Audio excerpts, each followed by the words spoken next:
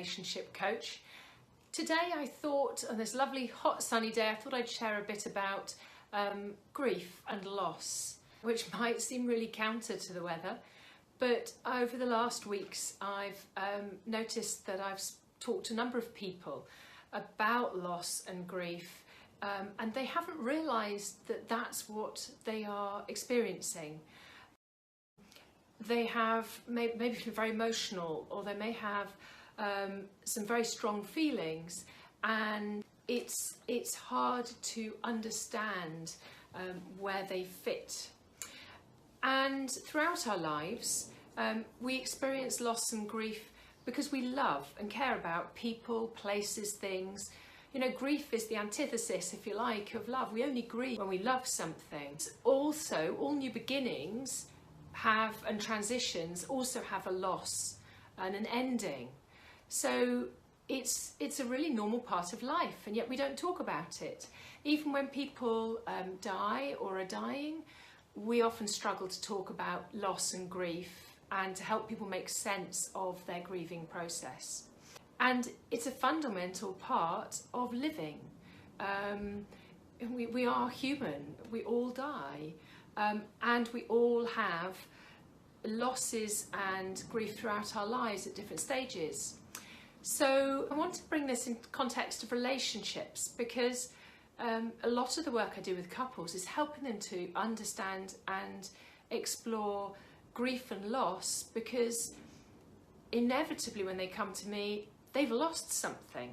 A couple is normally saying, help, we aren't where we were, we want to be somewhere different. And so there's this bit of actually being able to talk about the loss or the grief that's happened in the relationship. And a lot of the time I'm saying it's normal. Our relationships go through stages. We just don't talk about it. So, the in love phase can't go on forever. So there's a point where it ends and we feel an enormous amount of grief, fear. We often want to ignore it and pretend it's not happening, and because we don't know what comes next when we're coming to an ending. We don't know what the new beginning is when we're in a relationship quite often. And we also sometimes aren't coming to that ending at the same time. So one of us might be slightly ahead of the other in noticing that there's something changing. So a lot of the time I'm helping couples to talk about what's changed, what they feel they've lost, and actually help them to understand that this is a normal part of the relationship journey, and actually that there's usually something better around the corner in the next step, often a deepening of love and intimacy. Now that doesn't mean that every couple will be able to move on to the next step. For some it might be that they're exploring the ending of their relationship, the whole of the relationship. But often they don't know, because we don't know how to talk about it. So the space I hold with couples is often a space where they can talk about the limbo they feel in, the sense of sadness, anger, all of the emotions that are there, and it might link to a certain issue or thing, but quite often actually underneath it all it's a transition phase from one stage of a relationship to the next. And maybe someone's acted out and done something, somebody may even have had an affair and something really painful, but before that usually there is a change going on and a transition that the couple aren't aware of and don't know how to talk about.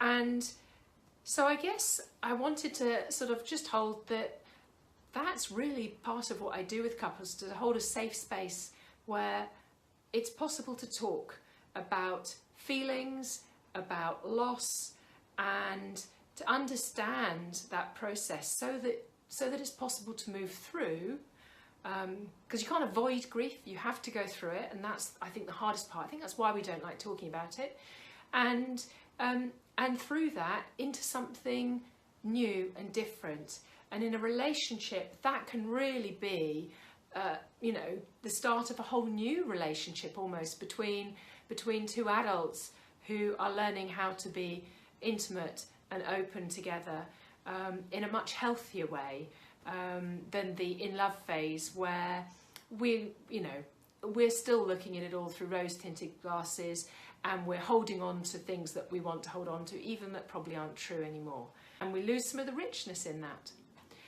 So I hope that this has been helpful, and I hope it encourages you to perhaps think about within your own life where transitions, whether it's in a relationship or generally in life, where you have experienced or are experiencing a loss or grief, and how you actually face that and explore it and get comfortable with being with it, knowing that you might feel a whole range of emotions, from sadness, anger, you might feel depressed, apathetic, denial. All sorts of feelings are really normal in this process, and then through that you come to a better place where actually you find a new beginning at the other side. I hope that's been helpful, and I'll look forward to seeing you again soon. Many thanks. Bye.